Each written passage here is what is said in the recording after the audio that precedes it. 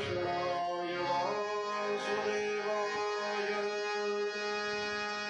हरये परमात्मने प्रणतक्लेशनाशाय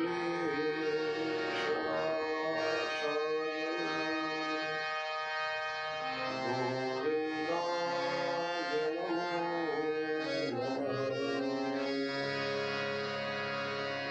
गुरुर्ब्रह्मा गुरुर्विष्णुः गुरुर्देवो महेश्वरः गुरुः साक्षात् परब्रह्म तस्मै श्रीगुरवे नमः।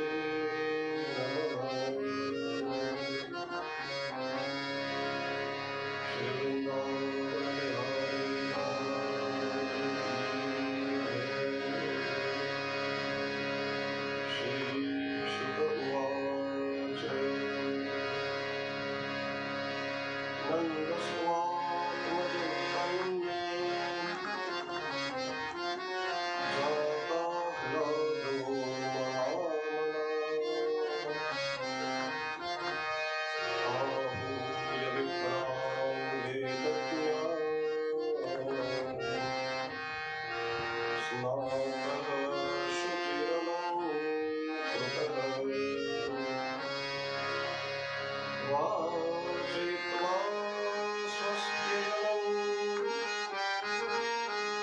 जातकर्मात्मजस्य वै कारयामास विधिवत् पितृदेवार्चनं तथा। बोलिए श्री शुभदेव जी महाराज की जय।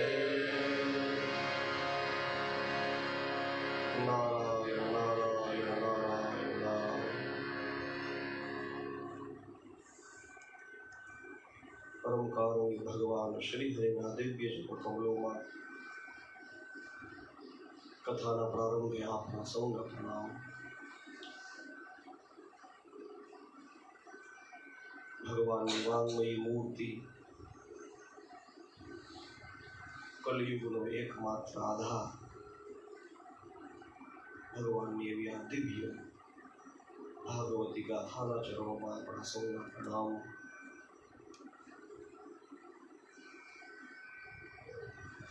प्रसंग विशेषों पर आवाहित स्थापित देवी देवताओं चरणों में प्रणाम। अपना कुलदेव अपना इष्टदेव एमना चरणों में वंदन। पोतपोताना गुरुदेवना श्री चरणों में प्रणाम करी सौ पितरों स्मरण करी आप सौने सादर सप्रेम जय श्री कृष्ण। जय श्री कृष्ण।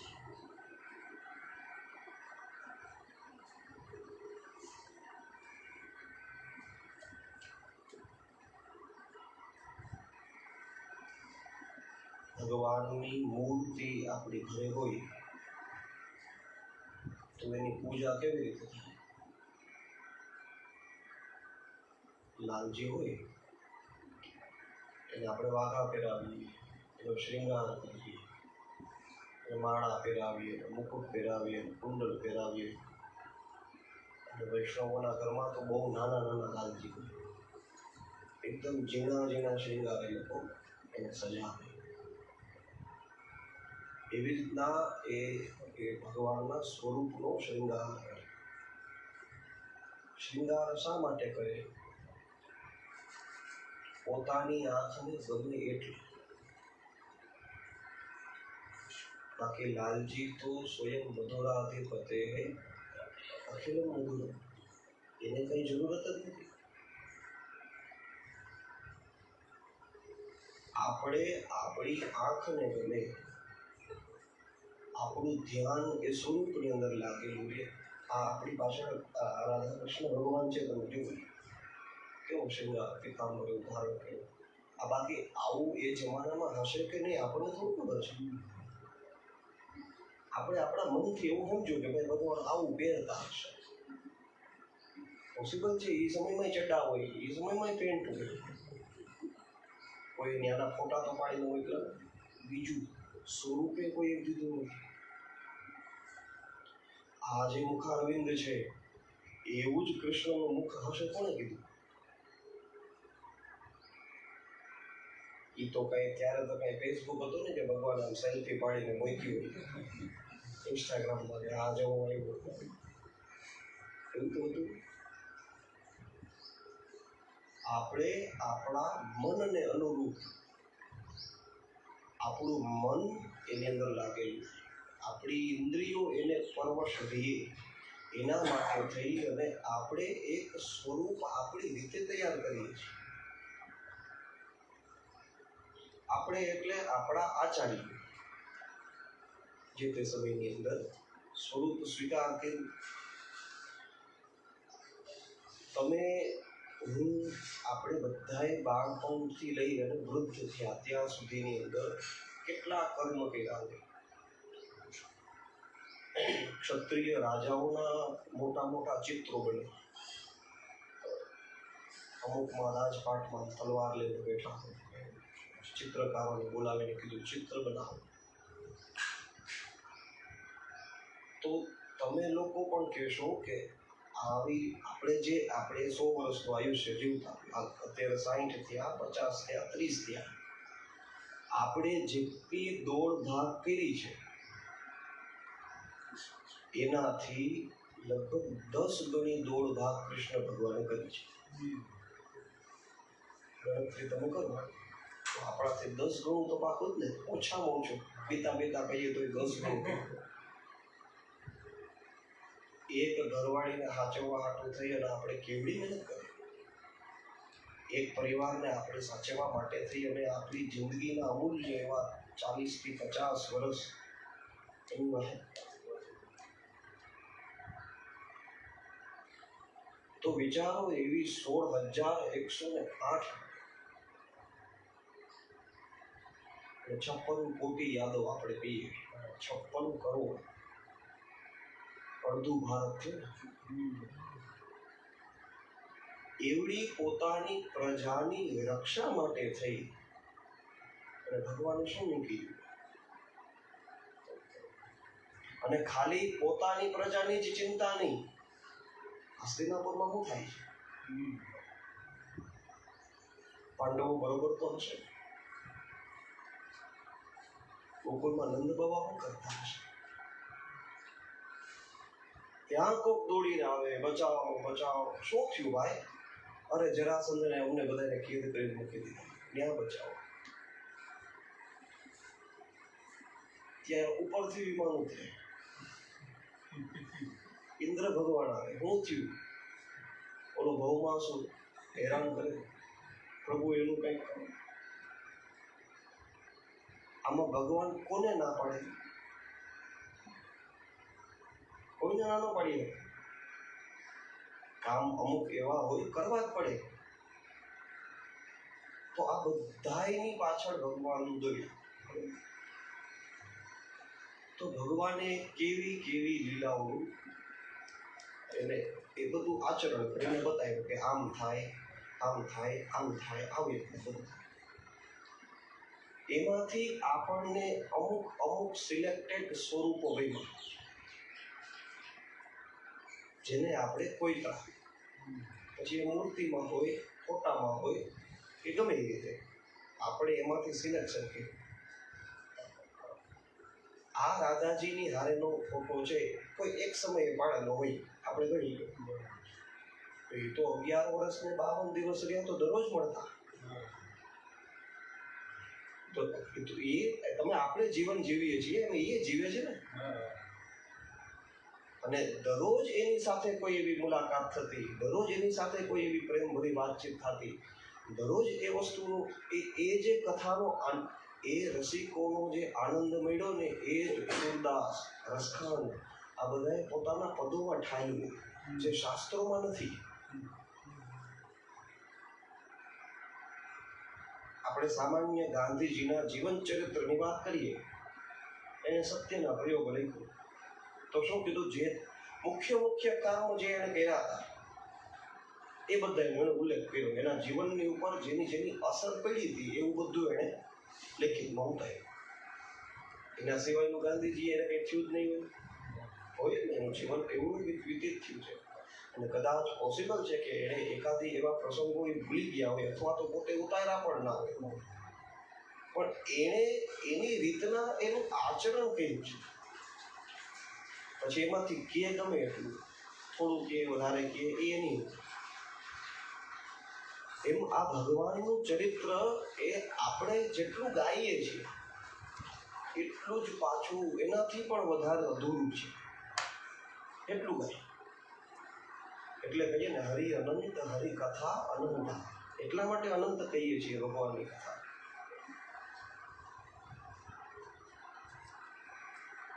એટલે આપણી આગળ ઉપલબ્ધ જેટલું મટીરિયલ છે, ઇન શોર્ટ, કે ભાઈ અમારી આગળ ભગવાનના આટલું સાહિત્ય, અને ત્યાં કોઈક કળિયુગની અંદર સુરદાસ જાગે, ત્યાં કોઈક રસખાન જાગે, અને ભગવાન એને એવી લીલાનું દર્શન કરે.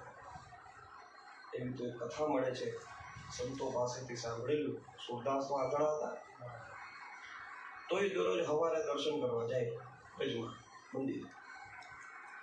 એટલે પૂજારીઓને એમ થયું કે આને શું દર્શન થતા હશે, આખું ખુલ્લી હોય દર્શન થાય તો ઠીક છે.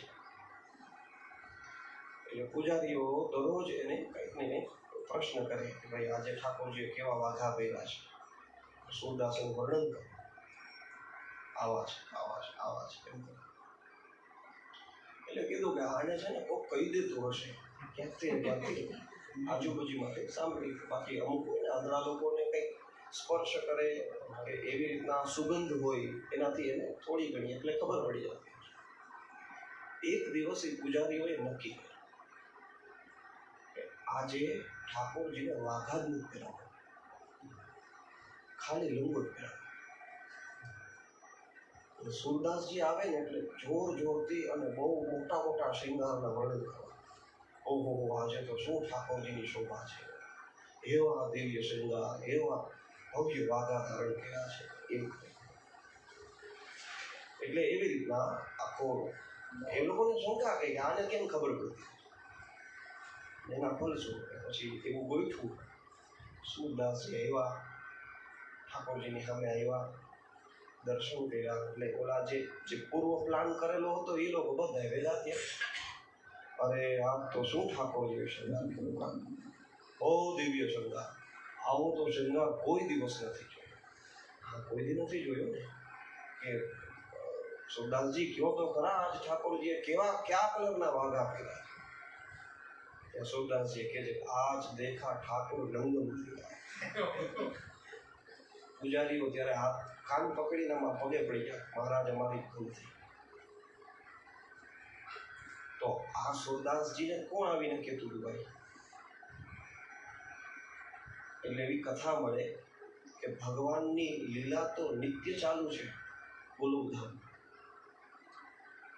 તો સુરદાસજી ભગવાનના એવા ભક્ત છે કે ભગવાન જે લીલા કરવાના હોય એ પહેલેથી સુરદાસજીને કહી દેતા.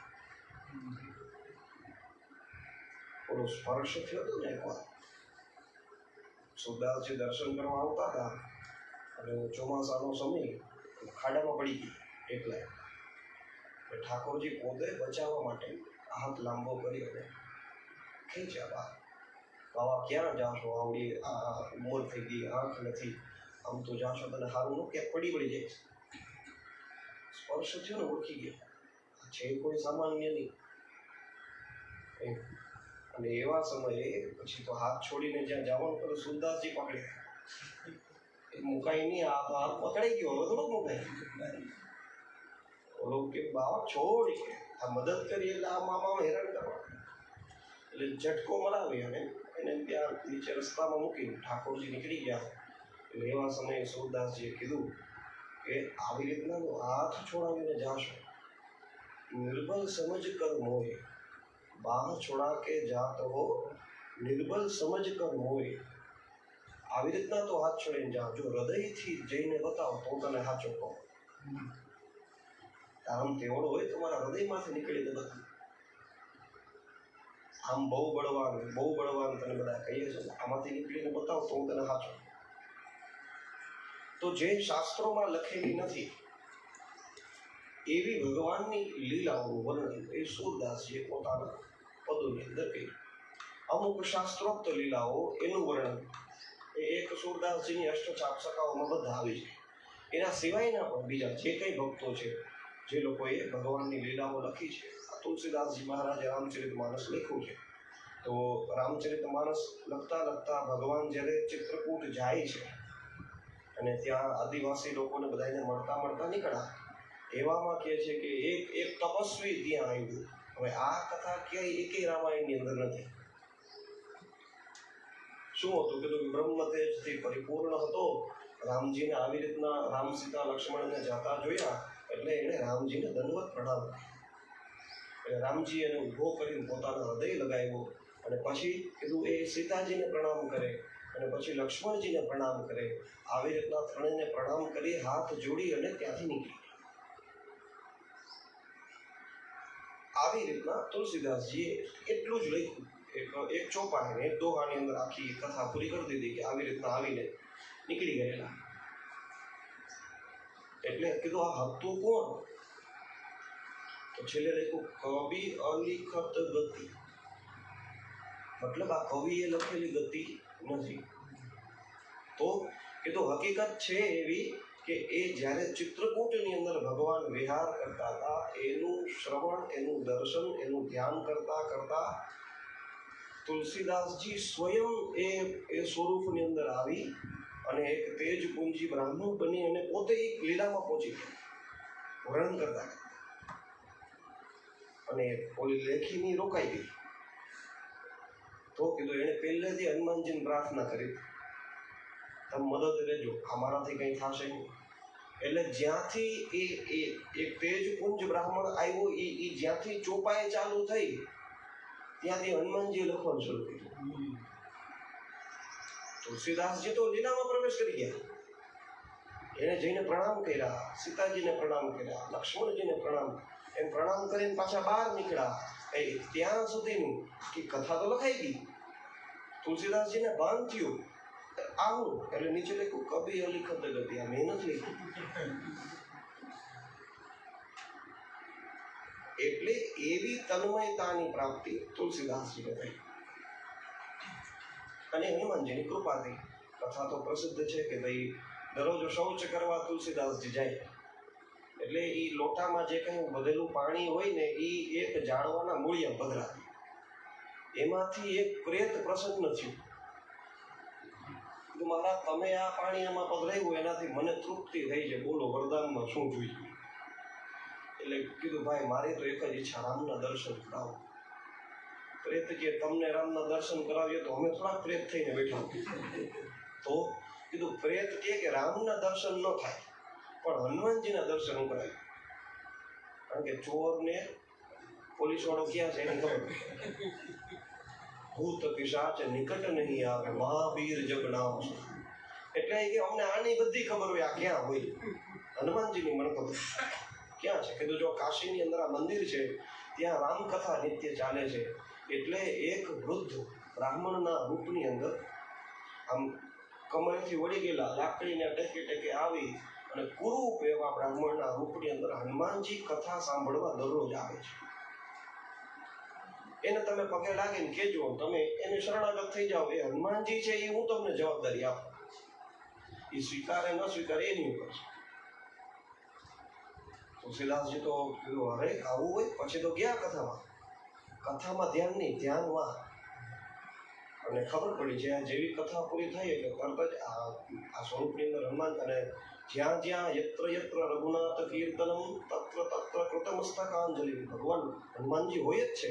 અને રામકથાની શરૂઆત કરીએ ત્યારે આપણે હનુમાનજીને બોલાવીએ પણ ખરા અને પૂરી થાય એટલે હનુમાનજીને વિસર્જન પણ કરીએ. કારણ કે સૌથી વધારે રામજીની કથા સાંભળવા વાળા હનુમાનજી જ છે. રામ કથા સુનિવે કોરસ્ય. એટલે હનુમાનજી બેઠા હતા અને હનુમાનજી પણ ચિરંજીવી છે ને, એટલે તુલસીદાસજી પગ પકડ્યું, મહારાજ તમે હનુમાનજી છો. એકાંતમાં કોઈને ખબર નહીં ને પગ પકડી હનુમાનજીએ પહેલા તો કીધું ખીજાણા, થોડી લાકડીથી આમ આઘા કરવાની કોશિશ કરી. તુલસીદાસજી કે હવે હું નામ તમને રામની સોબત સાચું બોલતો કહો. હનુમાનજીએ કીધું કે કોઈ ઓળખો નહીં, તું મને ઓળખી. માં શું જોયું? કીધું રામજીના દર્શન કરો.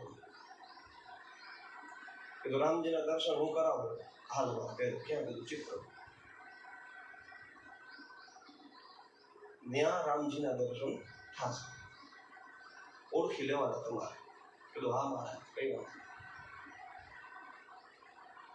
અને સાધુ સંતો બધા આવ્યા હતા ચિત્રકૂટની અંદર. ઘાટ ઉપર તુલસીદાસજી બેઠા, અને જે સાધુ સંતો આવ્યા હોય એ બધા સાધુ સંતોના તુલસીદાસજી મહારાજ દર્શન કરે અને પછી બધાની પૂજા કરે.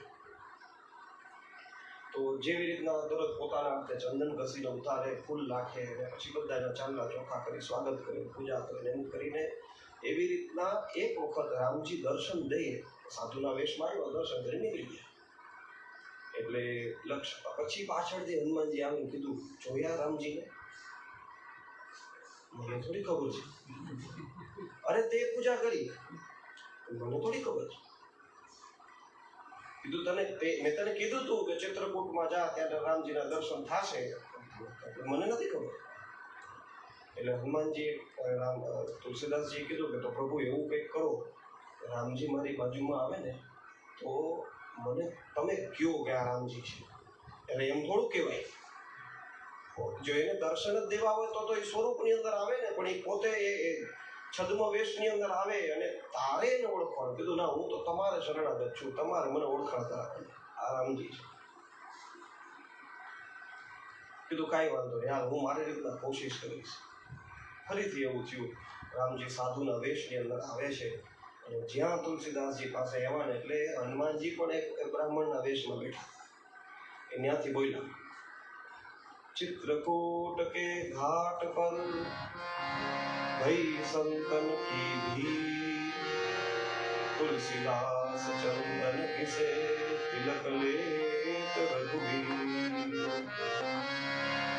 બોલા એટલે સમજી ગયા, આ હું ચંદન કશું જેને લગાડવા જાઉં છું ને એ રામજી છે. એટલે હનુમાનજીની કૃપાથી તુલસીદાસજી રામજીના દર્શન થયા.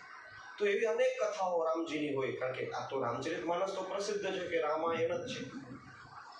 અને તોય હનુમાનજી તુલસીદાસજીએ કીધું કે રામાયણે નિગદિતમ ક્વચિત અન્ય તોપી, બીજી ક્યાંકથી પણ કોઈ કથાઓ આની અંદર ઉમેરેલી છે.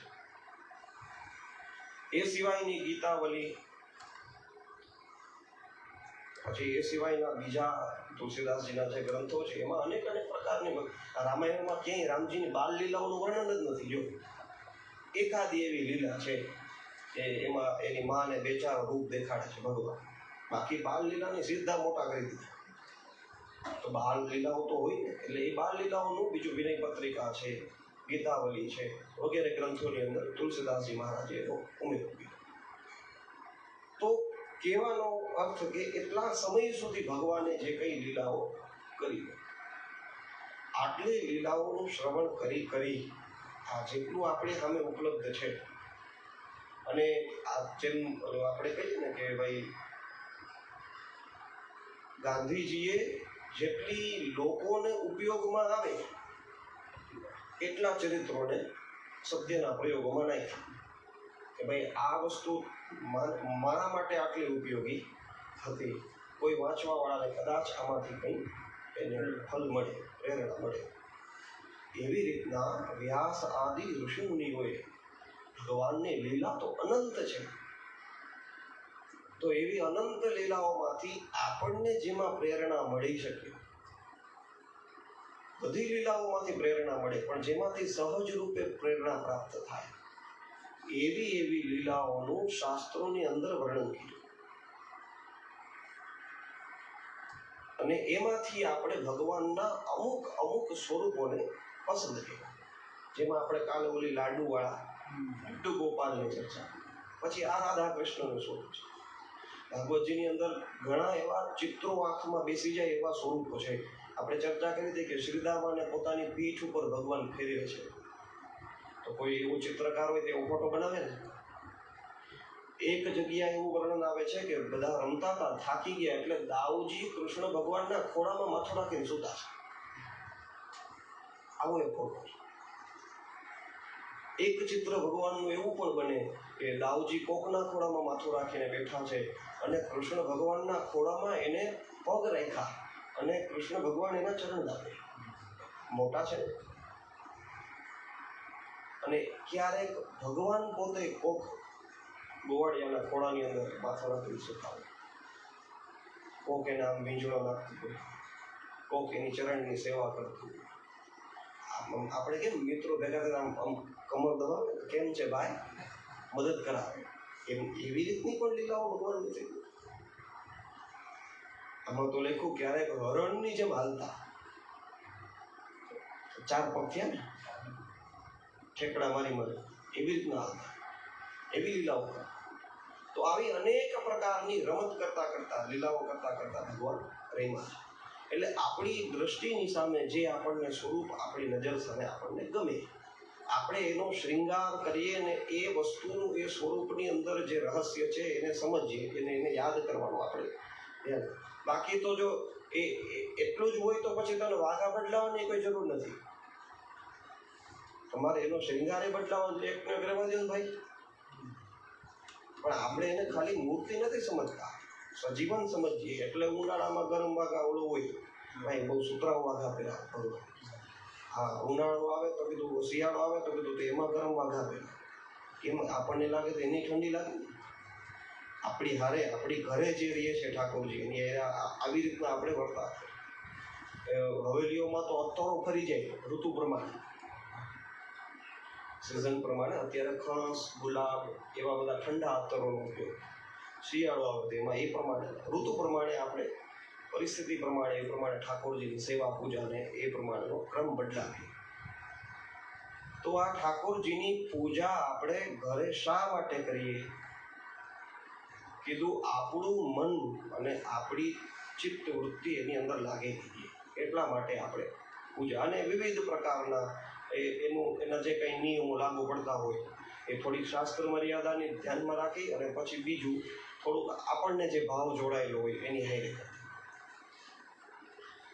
પુષ્ટિ સંપ્રદાયમાં તો સ્પષ્ટ કીધું છે કે જે રીતે ગોવાળિયાઓ અને ગોપીઓ એ કૃષ્ણની સેવા કરતી, એવી રીતના તમારે ઠાકોરજીની સેવા કરવી, ગોપી ભાવની સાથે. ગોપી તો માખણ ખાવામાં પહેલા 2-4 વાર નચાવતી. માખણ ખાવામાં નહીં, ખાટી છાશ પીવડાવવામાં નચાવતી. એટલે ચૂંકું લગાય પછી છાશ પીવડાવ, એવું કહેવાય. તો એ ક્યારે થતું ભાઈ? તો કે ગોપી એ પ્રમાણે એ હદનો ભાવ આપણામાં આવે ત્યારે આપણે ઠાકોરજીની એ પ્રમાણેની સેવા કરીએ. એના માટે થઈ કોઈ એક સંબંધ આપણો એની હારે જોડવો જરૂરી છે. ઠાકોરજીની હારે કોઈ પ્રકારનો એક સંબંધ આપણો, કાં એને આપણે આપણા પિતા માનીએ,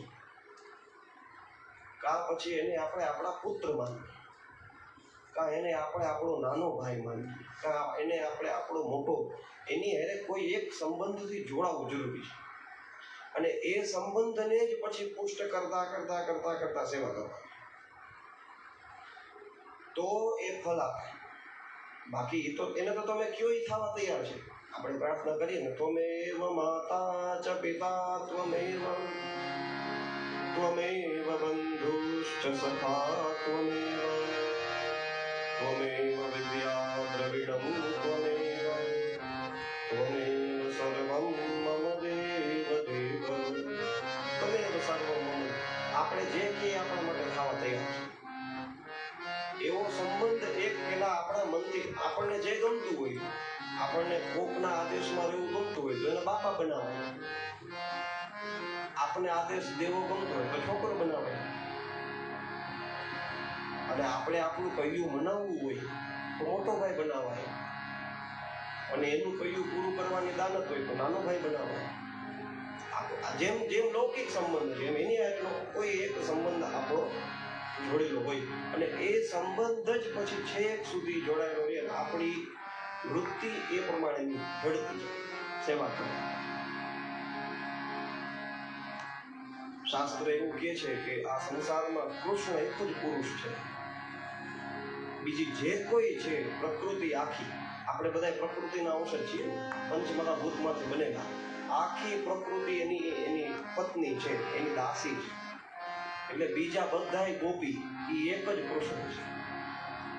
એટલે નંદ બાવાય ગોપી, યશોદાય ગોપી, એના સખાઓ એ ગોપી, ગોપીઓના વેશમાં જે સ્ત્રીઓ છે એ ગોપી, બધા ગોપી છે.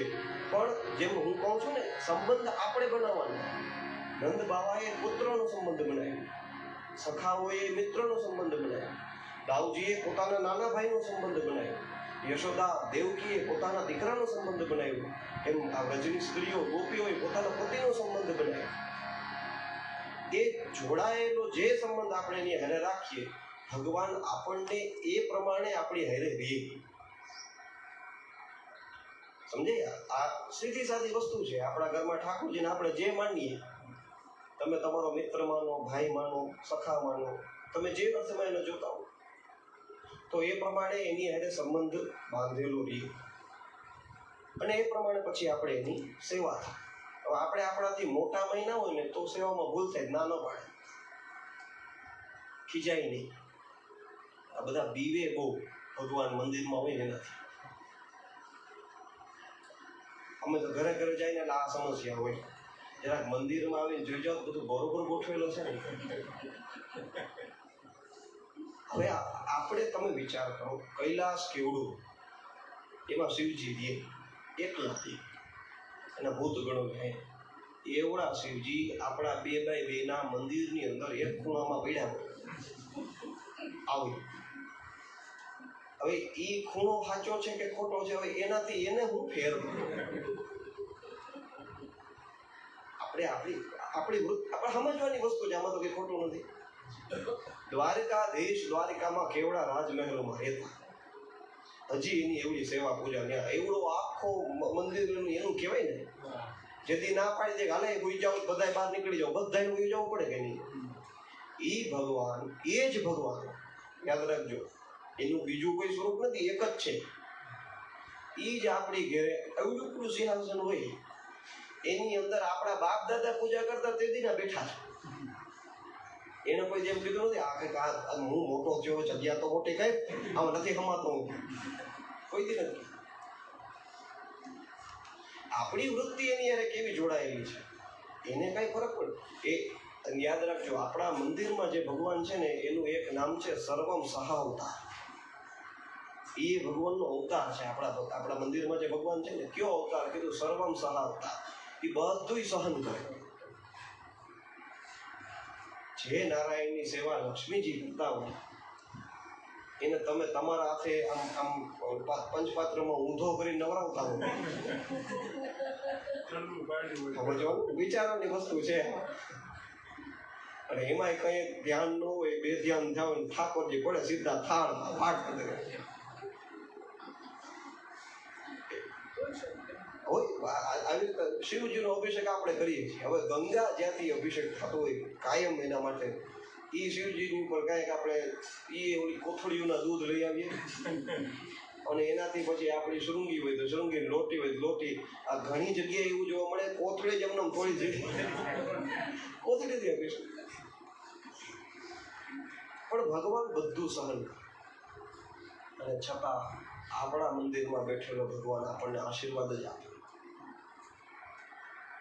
યાદ રાખજો, બીજા દેવતાઓ મંદિર બધા યોગ્ય, બધા બરોબર છે, જે દુનિયાના જેટલા મંદિર છે બધા શ્રેષ્ઠ છે, પણ આપણા માટે સૌથી વધારે મહત્વનું ને પહેલું મંદિર હોય તો આપણા ઘરનું મંદિર. એ આપણા ઘરમાં આપણા હાટું આવીને બેઠો છે. તો ગામા ખાય ભેગા કરીને મંદિરમાં બેહેડા, ત્યાં જાઓ ન જાઓ તો કઈ વાંધો નહીં, કોક ને કોક તો હશે જ. આ તો તમારી જ વાટે હોય. એને હુવડાવો છો તમે, ઉઠાડો છો તમે, ખવડાવો, તમારે આધીન થઈને બેઠો છે. હરસિદ્ધિ માનીમાં પૂજા નહીં થતી હોય, કેવી થતી હોય? આપણે આપણી ઘરે બેહાડીને આપણે એને કેમ સાચવીએ? એટલું ધ્યાન રાખતા હોય. આપણી ઈચ્છા પ્રમાણે, આપણી વૃત્તિ પ્રમાણે, આપણી બુદ્ધિ પ્રમાણે, આપણી શક્તિ પ્રમાણે આપણે એની સેવા પૂજા કરવાની કોશિશ. એ તો આ એ રાજથાટથી જ રહે છે, એને શું જરૂર છે? દ્વારકાધીશ દ્વારકામાં એવી રીતના આપણે જગન્નાથ ભગવાનની તે દિવસે જમવા જતા સમયે ચર્ચા કરતા હતા, કેવી રીતના રહે લ્યો, આનંદથી જ રહે. સોમનાથ દાદાને કેવું, કોઈને અડવા નથી દેતા, એ જ શિવજી છે. કઈ કામ સામે આ હું આટલી બધી હોશિયારીમાં માંગ્યો છે, અડવા ન દો, આ અમારી ઘેર આવો, જો આ કેમ અમે નવરાવીએ, દરરોજ આવવું પડે કે નહીં તમારે? જ્યાં નમસ્તે રુદ્રમાન્ય હોતો તો ચાલુ કરીએ તો શિવજી, હું વિરોધ કરું મને તો તારે જેમ અભિષેક કર્યો હું કાંઈ બોલીશ નહીં, તારે જેમ કર્યું. કોઈ દી ઠાકોરજીએ કીધું પાણી ઠંડી લાગે કે ભાઈ આ પાણી તું જે લોટામાં ભરી આવી, એ લોટો તે મહિનાથી અંદરથી વિછરો જ નથી.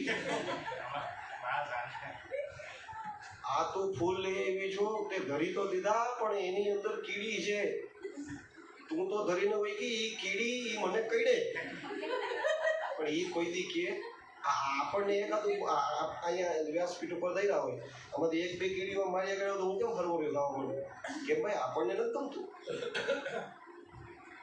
તો એ જે બેઠા છે આસને એકનો એક પાથરેલું હોય એમ, પછી એની ઉપર કંકુ ને ચંદન ને જેટલું પૂજા કરતા બધા ડાઘા પૂરા પડી ગયા હોય ને, તોય પછી જે પૂજા કરીને મહિનેથી કદાચ કાઢવાની ઈચ્છા થાય, પ્રેરણા કરે ભગવાન, તોય પાછું ધોઈને પાછું પાથરે. આપણે જે કરીએ છીએ, અને એ યાદ રાખો, આ કીધું એ કંઈ એમાં કંઈ ખોટું નથી.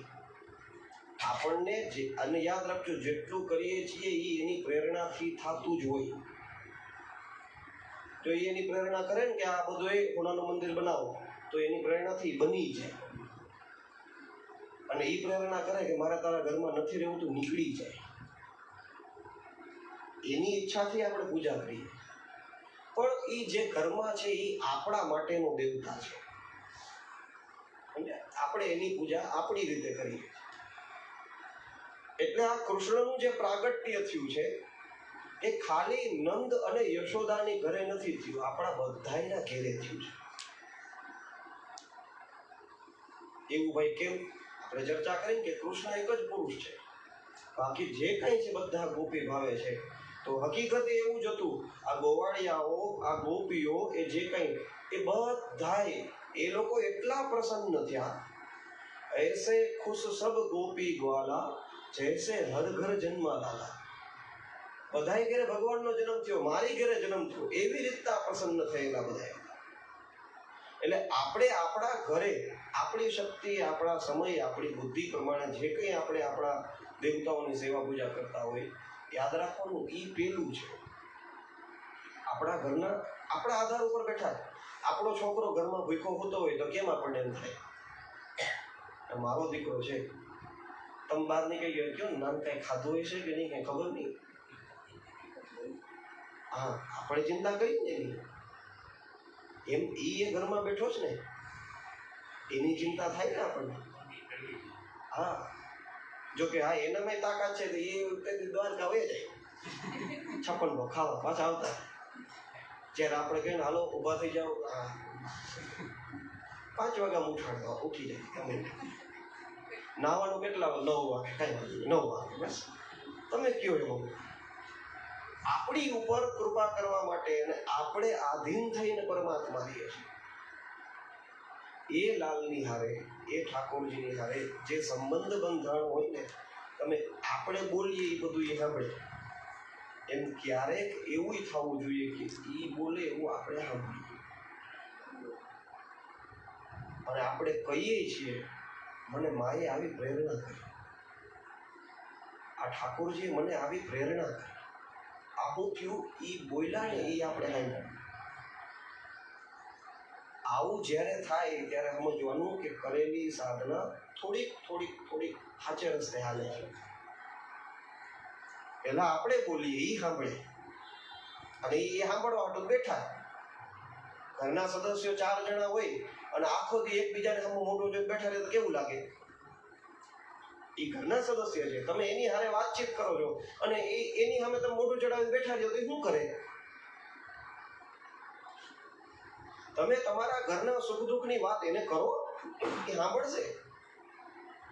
આવી પરિસ્થિતિ હાલે ભાઈ અત્યારે, આમ તારે કરવાનું છે,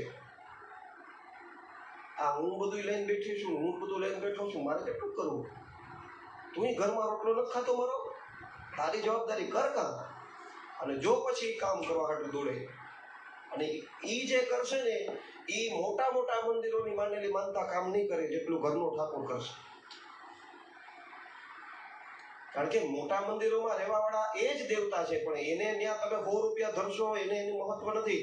આને ખબર છે કે આ મારો ભગત છે, કે આ મારી માં, માનો સંબંધ બાંધો તો માં, બાપનો સંબંધ મારો બાપ આજે ભૂખો હોઈ જાય. એના માટે છોકરાને ન ચિંતા થાય. મા બાપ બીમાર થયા હોય દીકરાની ચિંતા હોય, અથવા છોકરો બીમાર હોય તો મા બાપને ચિંતા. એમ આપણું આર્થિક વ્યવસ્થા કયો, શારીરિક વ્યવસ્થા કયો, કોઈ પણ પ્રકારની સમસ્યા હોય કે કોઈ પણ પ્રકારનું સુખ હોય, એનો પહેલો ભાગીદાર આપણો ઘરનો દેવતા થવો જોઈએ. નંદ ઘેર આનંદ ભયો જય કનૈયા લાલ કી. આપણે કરીએ એ નંદ બીજું કોઈ નહીં, આપણે જ છીએ. આપણે પોતે જ નંદ છીએ, અને આપણી ઘરે એ કૃષ્ણનું પ્રાગટ્ય થયું છે. એટલે જે સંબંધ આપણે એની એને જોયેલો હોય એ સંબંધ, અને યાદ રાખો આપણે જોડેલો સંબંધ હોય એ ભગવાન કોઈ દી મુકતા જ નથી.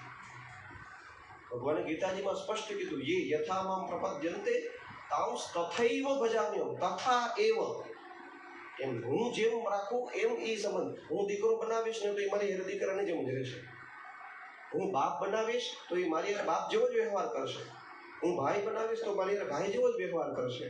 આપણે જે સંબંધ રાખ્યો એ આપણી સામે એવો જ સંબંધ રાખશે. વ્રજના એક મહાત્માની કથા. નાનકડી ઉંમરની અંદર એમના ગુરુદેવે એને એક લાલ આપ્યો, કીધું આની સેવા કરજે. સાધના શું કરવાની? કીધું આની સેવા કરવાની થાય. આજથી આ તારો દીકરો. આમ સંન્યાસ પરંપરા, પણ કીધું આને તારો દીકરો માન. કઈ વાંધો નહીં કે દીકરો માનજો. દીકરો સમજીને એની સેવા કરે, પૂજા કરે, અને પછી વાતો કરે. લાલા આજે આમ છે, આજે આમ છે, આજે આમ છે. અને એમ કરતા કરતા સાધના વધે ને એટલે હવે ઠાકોરજી એની વાતો કરવા બેઠા. બાબા હાલ ભૂખ લઈ ગઈ, ખાવાનું દે. બાબા થાકી ગયો, સુવડાવી દે. એવી રીતના એ બંનેનો સંવાદ. અને એને આખી જિંદગી, અને વ્રજની અંદર ઘણા આવા સંતો, એક નાનકડી એવી કુટીરમાં પીડાલી, અને કોઈની ના પડી હોય, એને એના ભગવાન ને પોતે બસ બે જ જણ એના માટે થઈને ભજન પૂજન કરે. જે લોક વ્યવહારના કંઈ કામ કરવા હોય તો કહીને જાય, લાલા હું આના હાટું જાઉં છું, થોડીક વાર ધ્યાન રાખજે, ઘર સંભાળજે, હું જાઉં છું. અને નીકળી જાય. પાછા આવે, જો હું આવી ગયો. એટલે જ આપણે પણ જ્યારે ઘરની બહાર નીકળીએ એટલે ઠાકોરજીને પ્રણામ કરી નીકળવાનું, પ્રભુ હું જાઉં છું. અને આવીએ એટલે હાથ પગ ધોઈને પહેલા ન્યા જો હું એમ કેમ પહોંચી ગયો. કારણ કે જેમ આપણા મા બાપ ઘરે આપણી વાટ જોતા હોય ને એમ એ આપણી વાટ જોતો. અને એવી રીતના બાવા એની હારે રહી, અને એવી સાધના જાગી કે ઠાકોરજીની હારે વાતચીત કરે. આમ કરતા કરતા એ મહાત્મા વૃદ્ધ બની જાય. ઠાકોરજીની સેવા કરતા કરતા એક દિવસ એનો સંઘ હતો સાધુનો, એ લોકો બધાએ વ્રજમાંથી ગંગા સ્નાન કરવા હરિદ્વાર જતા હતા. એટલે એ સાધુ સંઘમાંથી એ લોકોએ કીધું કે મહાત્મા તમે હાલો અમારા ભેગા. એનું નામ જ નંદ બાવા પડી ગયું વ્રજમાં. બધા નંદ બાવા કહીને જ બોલાવે, કારણ કે એ ભાવથી ઠાકોરજીની સેવા કરે. નંદ બાવા તમે વ્રજમાં હાલો, હરિદ્વાર ચાલો ગંગા સ્નાન કરવા. જીવનમાં એક વાર તો ગંગા સ્નાન કરવું જોઈએ. એટલે એમણે કીધું કે આવું, મારા લાલાને પૂછ્યું. એટલે સાયં પૂજા કરતા કરતા ઠાકોરજીની સામે નિવેદન કર્યું કે લાલા, આ સાધુ સમાજ આખો આવી રીતના હરિદ્વાર જાય છે ગંગા સ્નાન કરવા હાટું થઈ, તો 2 દિવસ હું તને કોઈકને સોંપી દઈશ. બીજા આશ્રમમાં જે તને તું કઈ પૂજિત નહીં રહે, તારી પૂજા તારી સેવા જે કંઈ થતી હશે બધી થશે. તો 2 દિવસ કોકને હારે સેવા સ્વીકારી લે, તો હું આજ જાઉં મેં સ્નાન કરીને બીજે દી પાછો સાંજે, કારણ કે મને તારા વગર ના ગમે, આવતો રહીશું. લાલો કે ના બા, મને તમારા વગર ના ગમે. તમે ખવડાવો ને એ જ ભાવે, તમે હુવડાવો એ જ ગમે, તમે વયા જો મારી યાર કોઈ વાતો નથી કરતી. ચોખ્ખી વાત છે. એના ઠાકોરજી એ વાત કરે. એટલે કીધું કાંઈ વાંધો નહીં લાલા, તારી ઈચ્છા નથી ને નથી જાતો બસ. તો હજી પ્રોગ્રામ બનવાની વાર હતી 2-4 દિવસની. તો ઓલા સાધુ સંતોએ કીધું બાબા, જિંદગીનો એકવાર લાવો લેવાનો હોય, પછી તો આખી જિંદગી આ જ કરવાનું છે, ગંગા સ્નાન કરી લેવું, એમાં શું ખોટું છે. પાછી થોડી ઈચ્છા જાગૃત થઈ મનમાં કે ભાઈ હાલ પાછો ભાઈ, પણ પૂછ્યા વગર કે હું ન આવું. લાલજીને પૂછે, સાધુ સંતોને કંઈક બીજા બાના કરે કે ભાઈ મારે નથી આવવું, મને આમ છે તેમ છે. પાછું બીજું લાલા મને જવા દે ને.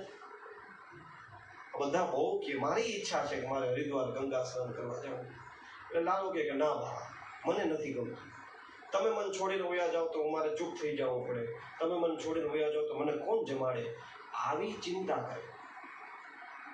એટલે 2-4 વખત ઠાકોરજીની અમે વિનંતી કરી પણ ભગવાને ના પાડી. એટલે બાબા સમજી ગયા કે લાલાની ઈચ્છા નથી. બધું કઈ હતું તારી જેવી ઈચ્છા. અને એમ કરતા કરતા થોડા સમયની અંદર એ મહાત્માનો અંતિમ સમય નજીક થયો. હવે આટલી સાધના કરેલી એટલે મૃત્યુ આવ્યું એને ખબર પડી ગઈ કે હવે મારે મરવાનું છે. તે દિવસે એણે લાલાને કીધું, લાલા જો હવે મારો જવાનો સમય આવ્યો, તે દિવસ 2 દિવસ માટે મારે હરિદ્વાર જવું હતું, તોય તને ગમતું નતું. હવે હું તને મૂકીને કાયમ માટે જઈશ, તોફાન ના કરતો. આ સેવકો જે કંઈ છે એ તને જે કંઈ ખવડાવે, જે કંઈ પીવડાવે, જેમ રાખે એમ શાંતિથી રહી જાય.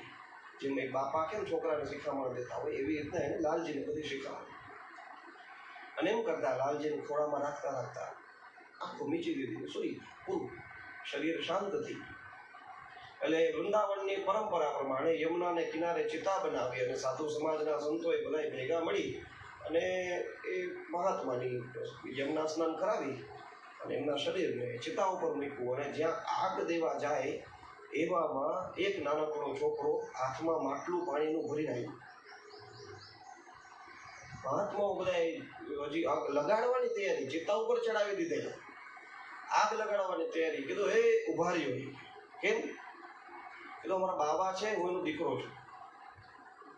તો કીધું કે એની એવી ઈચ્છા હતી કે હું આ શરીર છોડું એ પહેલા એક વખત મારે ગંગા સ્નાન કરવાનું છે.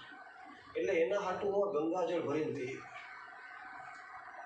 એટલે અને આ વાણી એવી મીઠી હતી કે બધા મોહિત થઈ ગયા. ચિતા ઉપરથી પાછા એ બાબાને નીચે ઉતાર્યા.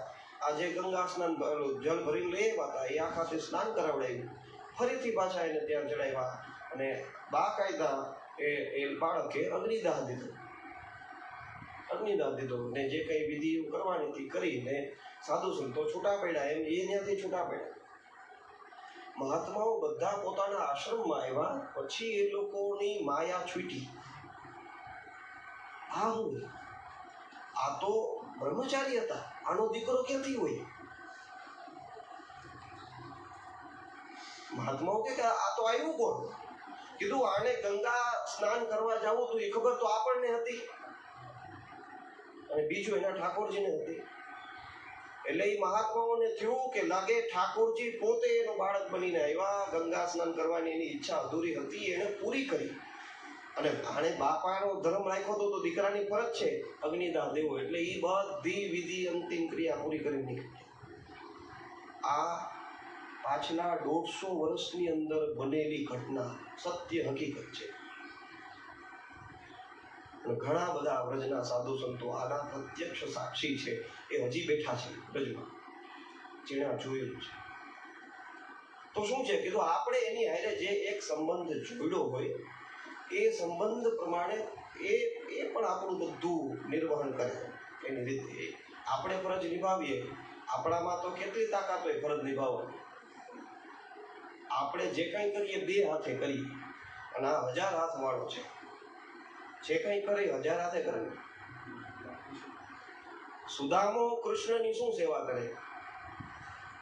સુદામા આગળ છે હું પૌવાય માગેલા હતા. પછી એ જ સુદામાની સેવા કરવાનો સમય જ્યારે કૃષ્ણ આગળ આવે ત્યારે કૃષ્ણ કેવી સેવા કરે? કે રાણીઓને કે એ જાઓ જલ ભરી આવો, ભાઈ ભોગ તૈયાર કરો, વસ્ત્ર તૈયાર કરો, આમ જાઓ, ઓલું કરો, આ કરો. પોતાના રાજ્ય સિંહાસન ઉપર બેસાડી અને સુદામાના પગ ધોવે. ભગવાન કીધું કે એ અત્યાર લગી મારી કરતો હતો, આજે મારો ટાઈમ છે, મારો વારો આવ્યો તો મારે કરવાનું છે. એટલે આવી રીતે એક સંબંધ આપણો એ ઠાકોરજીની હારે જોડાયેલો હોય તો આ ગોવાળિયાઓ, આ ગોપીઓ, આ નંદ બાબા, યશોદા બધા વ્રજની અંદર એ સંબંધ જોડીને જ રહીએ છે. અને આવી રીતના સંબંધ જોડીને આપણે આપણા ઘરની અંદર રહ્યા હોય તો આપણું ઘરે ગોકુળ જ છે, આપણું ઘરે વ્રજ જ છે. અને એ ઠાકોર આપણા ઘરની અંદર એવી રીતના જ વિહાર કરે. ઘણા લોકોનો એવો અનુભવ હોય, જે સેવા પૂજા કરતા ખબર આ ઠાકોરજીને વાઘો પહેરાવી પણ એ કાઢી જ નાખે. કેમ કાઢી થોડાક નાખી, તો મૂર્તિ છે. મારા મુકુટ પહેરાવો તો પડી જાય, એનું એ મુકુટ તમે 4 દી પહેલા પહેરાવ્યો તો પહેરી દીધો, તેથી પડી જાય. કેમ ભાઈ? જો તમે એનામાં કંઈક સત સમજતા હોય એનો મતલબ થયો કે એ પોતે કે મને નથી ગમતું. આપણા છોકરાઓ આપણે કી પહેરી લઈએ,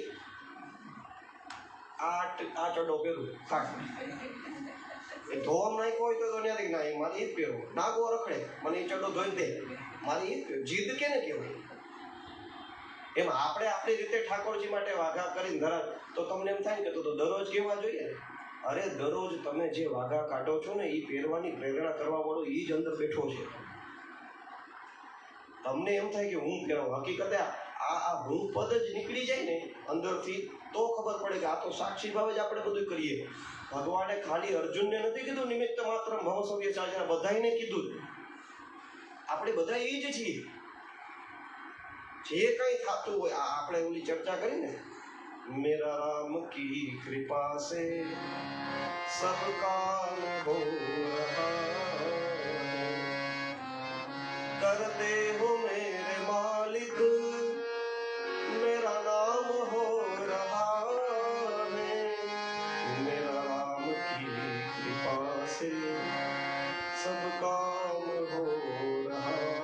એ કરે પણ આપણને એમ થાય કે નામ આપણું કે એ સાક્ષી ભાવ ધીમે ધીમે એ ક્યારે આવે કીધું? એ અહંકાર છૂટે ને, એ અહંકાર ક્યારે છૂટે કીધું? એ લીલામાં અતિશય સંલગ્ન થાય ત્યારે અહંકાર. ગોપીઓનો અહંકાર છે રાસલીલા ની અંદર પણ રહ્યો હતો અંશ માત્ર.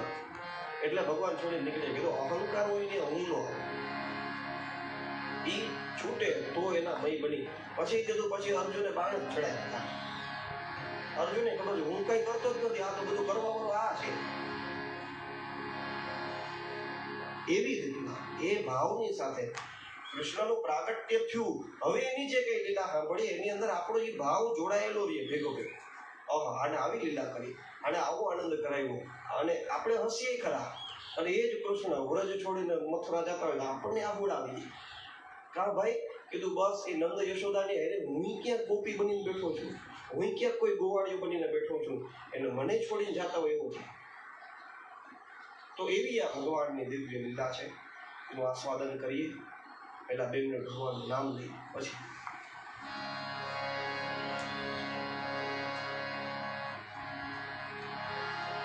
હરિનારાયણ ગોવિંદા, હરિનારાયણ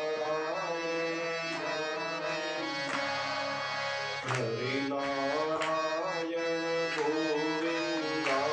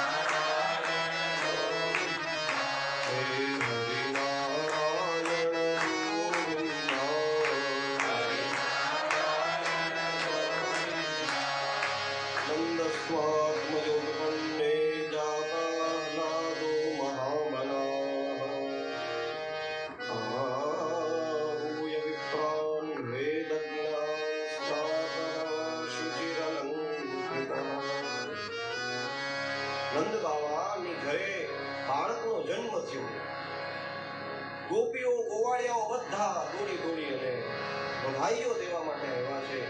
આ બાજુ નંદ બાવાને ઘરે આમ તો જન્મ તો વસુદેવના દીકરાનો થયો, પણ સુખદેવજી મહારાજ કે જાણે કે પોતાનો બાળક ઉત્પન્ન થયું છે. અને આ આનંદ યાદ રાખજો, પારકો હોય એના આનંદ કહેવાય જ નહીં. આનંદ તો પોતાનો જ હોય. પારકો આનંદ પારકી વસ્તુમાંથી કે પારકી વ્યક્તિમાંથી આનંદ તો મળે જ નહીં, સુખ મળે આપણા પ્રતિબિંબ રૂપે. આનંદ તો નિજાનંદ જ હોય, પોતાનો જ આનંદ. એટલે આત્મજ ઉત્પન્ને જાતા હલાદો, અતિશય આનંદિત થયા છે. અને બ્રાહ્મણોને, વેદજ્ઞ બ્રાહ્મણોને બોલાવ્યા છે, સ્નાન કર્યું, પવિત્ર બની અલંકાર વસ્ત્ર ધારણ કર્યા, સરસ મજાની મોટી બંડી પહેરી કસવા, પછી એની ઉપર મોતીઓની માળા, અને પછી તો ગોવાળિયાઓ બધા ભેગા હતા ને એટલે એ લોકોએ નંદ બાવાને સજાવ્યા. તો બાવા એમને કઈ લાલાના દર્શન કરવા જવાય નહીં, તું ગોકુળનો ધણી છો અને આવી રીતે તારો લાલો પહેલી વાર તારી સામું જોવે ને તો આમ રાજાનો રૂવાબ દેખાવો જોઈએ. હકીકતે ગોવાળિયાઓ નંદ બાવાને હેરાન કરી દીધા. આને દર્શન કરવાની ઉતાવળ ને ઓલા બધા ટાઈમ પાસ કરાવે. નંદ બાવા આવી રીતના માંડ હજી તો સરસ મજાનું એમ રેશમી કસવાળું પિતાંબર પહેર્યું, બંડી એવી સરસ મજાની ચડાવી, માથે બધું ઓલું કર્યું ને મુકુટ પહેરાવીને જ્યાં ઓરડામાંથી બહાર નીકળે એક ગોવાળી હાથ પકડે ઉભા રહી, સ્પ્રે લગાડવા નાખી, સુગંધ હારી આવી ગઈ. પછી તો નંદ બાવાનો શૃંગાર કર્યો, જ્યાં નંદ બાપને વજાવી ગયા. અને જ્યાં પોતાના ઓરડામાંથી બહાર નીકળ્યા, રવેશની અંદર આવ્યા, ત્યાં ઉપનંદ નામનો એક ગોવાળિયો આવ્યો. અરે બાવા બધાય હો બધાય હો બધાય હો કરતા કરતા આખે આખું માટલું ભેરું હતું, માખણનું ઠળવી દીધું નંદ બાવાની ઉપર. અરે ઉપનંદ, તને ખબર પડે હું આ લાલજીના દર્શન કરવા જાઉં, તે મારા લાલાના દર્શન કરવા. અને એમ કરીને આમ હાથ ખાન કરીને ત્યાં જતા હતા, ગોવાળીએ પાછા પકડ્યા. એ બાબા ઉભા, આમ ન જવાય, નાવા જાઓ નાવા જાઓ, આવી રીતના જાઓ તો સારું ન લાગે. એટલે પાછા સ્નાતા, પાછા ન વળાયું. એક તો માખણ લાગ્યું, એ જાય કેમ કડીકમાં, માટી તો ગંગવી પડે. નંદ બાબા બિચારા ગોબર ઘણી આખા છે, કારણ કે પેલા તો એ જ સાબુ હતા ને, આ તો હવે બધું લક્ષ ને બધું નીકળ્યું છે. ત્યાં કઈ હતું ને એ જ હતું. એ બધાથી સ્નાન કરીને ઘસીને તૈયાર થયા. પછી સાદું એવું ધોત્યું, આમ લુંગીને મીટી લીધું કે એમ ન જવાય, હવે આ ખરાબ લાગે, તમે પવિત્ર થયા, હવે અલંકાર ધારણ કરો. એટલે પાછા અલંકાર બધા પહેરાય. કે ઘટે તો નહીં, નંદ બાવાને શું ઘટે, બીજું ધોત્યું. અરે રેશમી પટ્ટાના જાજા ધોતિયા આપણી આગળ પડ્યા. એટલે ગોવાળીઓ કસવાડી બંડી બાંધતો કેમ, બાબા મને એવું લાગે છે કે તમારા લાલાને છે ને તમે ઓલું પેલા કપડાં પહેરાતા ને ગમતા નહીં હોય ને એટલે એને જો અમારા નથી કીધું, તું જલ્દી તૈયાર કર. પણ કે આ બંડીની ગાંઠ નથી લાગતી, આ નો હાલે, બીજી બંડી લઈ આવો ભાઈ, આ બંધ નથી થતી, બાબાનું શરીર ફૂલાઈ ગયું છે, આ બંડી ટૂંકી પડી.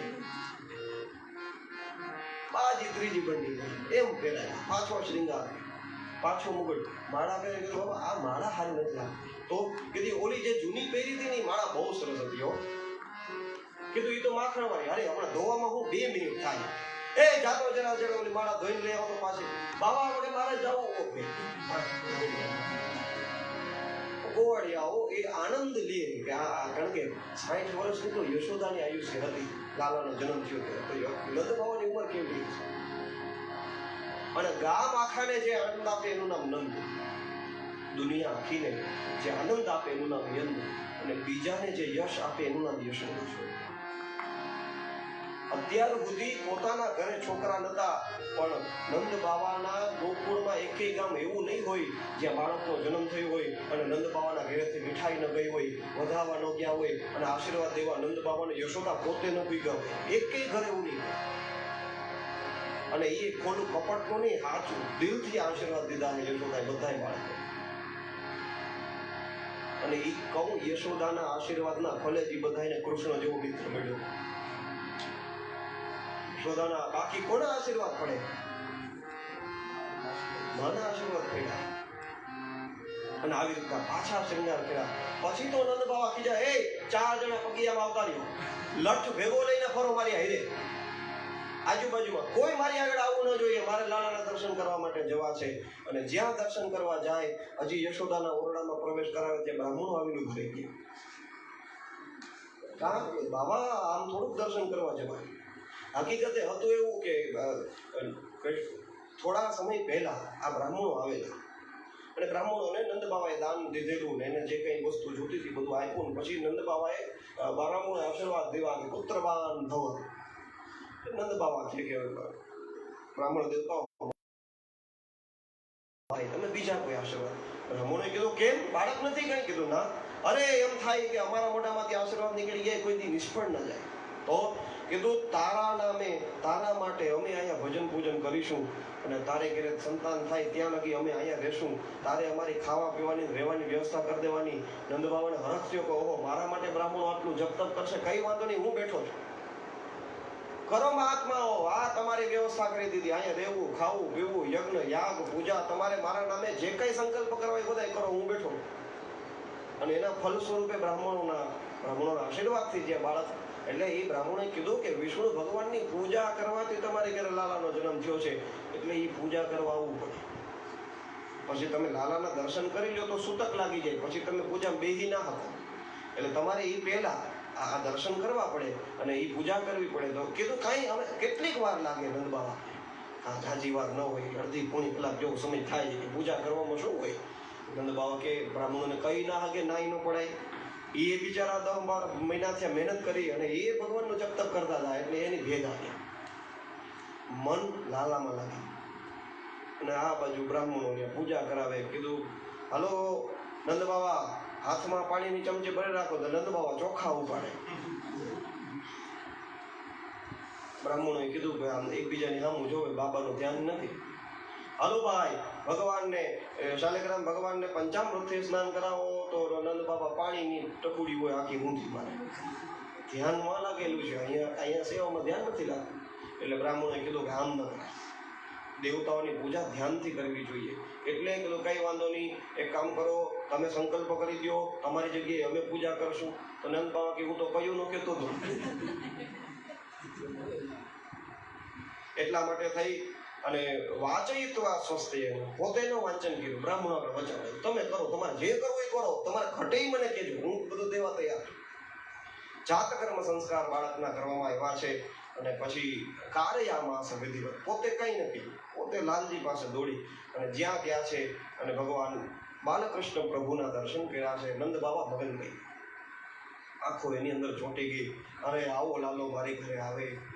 બીજા ગોવાળિયાઓ ભેગા હતા, બાબા ગોપીઓ બધી આવે છે, તમારી લાજને લીધે કોઈ અંદર નથી આવતી, હાલો બા. નંદ બાબાને બહાર લઈ જાય. નંદ બાબા બારો જઈને આંખો બંધ કરી દીધી. જે સ્વરૂપ, કારણ કે યશોદાની એવી સરસ મજાની સફેદ સાડી, માય ગોરા, અને એના ખોળાની અંદર આ જે નિર્ગુણ નિરાકાર પરબ્રહ્મ છે એ પરમાત્મા નંગ ધડંગ સ્વરૂપની અંદર, શ્યામ સુંદર સ્વરૂપની અંદર બેઠા.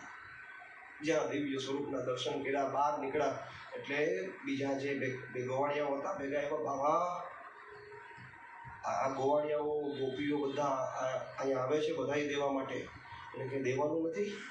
હા હા હા હા યાદ આવ્યું, કઈ વાંધો. 7 મોટા મોટા તલના પર્વત બનાવ્યા છે, એની અંદર રત્નો ખોઈસા અને 7 તલના પર્વતો બ્રાહ્મણોને દાનમાં આપ્યા.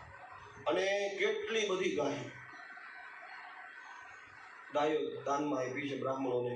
પછી ગામનાઓ માટે કીધું આપણી પાસે જેટલા ખજાના હોય બધા દરવાજા ખોલી દે અને આ જ ગામનાઓને વધાઈ દીધાનું જે જોતું હોય એને દે.